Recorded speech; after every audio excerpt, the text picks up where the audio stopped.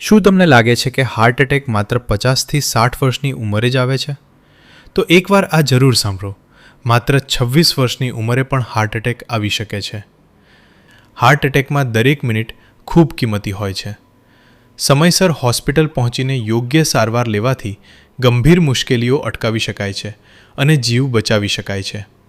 આજે અમે એક એવા 26 વર્ષના યુવાનની સાચી કહાની શેર કરી રહ્યા છીએ, જેમણે સમયસર સારવાર મેળવી, સફળ એન્જિયોપ્લાસ્ટી કરાવી અને આજે સ્વસ્થ જીવન જીવી રહ્યા છે. ચાલો સાંભળીએ તેમનો અનુભવ. મારું નામ પડિયા રવિ છે. મારી ઉંમર 26 વર્ષ છે. અમે વડોદરાથી છે. મને છાતીમાં દુખાવો થવાથી અમે સમન્વય હોસ્પિટલની વિઝિટ કરી. ત્યાં પવન સરને મળ્યા. સરે અમને ગાઈડ કર્યા અને અમારી ટ્રીટમેન્ટ કરી, એન્જિયોગ્રાફી કરાવ્યું અને સ્ટેન્ટ મૂક્યું છે. સ્ટાફ બી ફેમિલી જેવો છે, બધું સારું છે.